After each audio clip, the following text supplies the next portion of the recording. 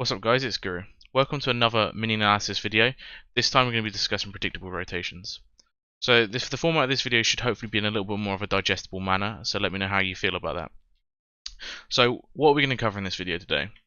The first thing we're going to look at is an example of what I mean by predictable rotations. This will be from a clip in PGI NA qualifiers, so we'll have a look at that. We're then going to look at the pros of predictable rotations and the cons of predictable rotations. And then we're going to have a look at some alternative strategies that you could implement to avoid the cons of predictable rotations. And then we're going to have a look at some feedback. So here is a side-by-side comparison of the two games from PGI NA qualifiers that I want to show you. On the left we have game 5, and on the right we have game 10. As you can see in this video, both the circles are very similar. Now, as you can see, as this video develops, we can see that Dignitas, we can see that the vehicles are travelling along the northern road there. They're travelling almost identical routes here. If we keep watching here, we'll see the route is exactly the same, and what they end up doing is they end up stopping at exactly the same location on both games. I believe the location is the shelter on the northern side of the map, and they've stopped there in both these games. This is two completely different games, 5 games apart in the NA qualifiers, and the circles are very similar, and they've gone to exactly the same spot. I think that's very interesting, and that is why I think this video has come to fruition. I think it's very important for us to have a look at why this might be. So I've used Dignitas as an example here simply because they're now out of PGI, and I didn't want to break down a team that have not that had qualified and sort of ruin any of their chances. I'm just using a team that like this as an example, so that's why I'm using Dignitas here. Okay, so let's look at the pros now. So the first pro is understanding the position. What's really good about going to the same spot every single time is that you can learn the defilade, learn the angles, and you can easily understand what angles you can be seen from, what angles you can see to, and all of the positions where you're safe from other people. So that is one of the best pros of this, is you get to know everything. The next is you understand the route.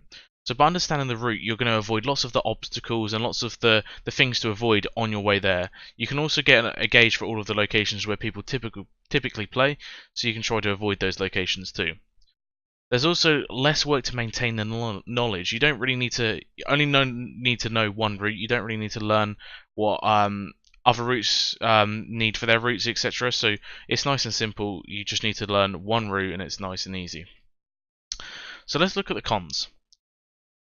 It's a predictable rotation path, so everyone knows where you're going to drive to. There's people can set up roadblocks, people can set up camps in specific positions along your road. There's lots of things that you can do to set up a counterplay to these strategies. Next is predictable positioning. Teams can start to learn where you typically play and can start to gauge your work around that. They can either go early and kill you, so that they could go there beforehand, set up a sort of play where they hide all their cars, and then when you rotate in, you're just going to have all your members destroyed because you didn't know anyone was going to be there because they played to exactly what they knew you were going to do. So that's one very big concern with doing this sort of strategy. It gives other teams knowledge without them ever knowing that knowledge. So what I mean by that, I know that's a bit of a confusing statement, but if teams know this information, they don't have to know that you're there. They know you're there because they already have researched this information about you beforehand. So they don't even need to think about you being there. They know you're going to be there. So what are the alternatives to this? Well, simple. Alternative rotations. That's a very simple one. Having other options based on the circle. So rather than just having, one rotation spot per sort of generic circle, you need to be thinking of multiple options and rotating between those rotations, because just having one rotation means you're very predictable. At least having one other gives people a chance to sometimes be wrong, and it makes the play less likely to be a good play if there's a chance they could be wrong about you being there. So just having some alternative rotations that you use on occasion will definitely help. Alternative routes.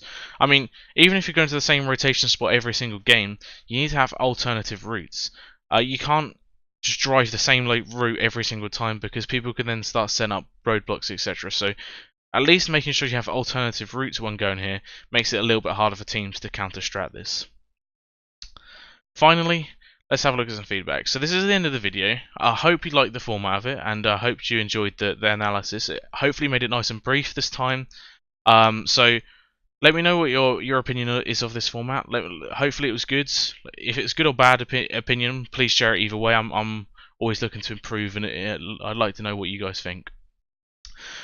Drop me a like. I mean, if you enjoyed it, just drop a like in in YouTube or whatever this thing, however it works, you know. Subscribe. I mean, if you're really interested in my content and you want to see more of this analysis, please feel free to subscribe. I'm really sporadic with my content, and I apologize for that. The reason I'm so sporadic is it's a bit of, I just do this whenever I feel like, whenever something interesting pops up in my head, and B, I'm also working with some teams these days trying to come up with analysis for teams. So sorry if I'm so sporadic with my content. And finally, follow me on Twitter. I mean, if you're interested in me as an analyst, interested in what I'm doing, what I'm working on, my thoughts, just follow me on Twitter. I'm always tweeting all kinds of rubbish about PUBG. So all these things may seem meaningless to you guys, but it shows that you care about my content and you're interested in more content. So please feel free to do any of these. Thank you.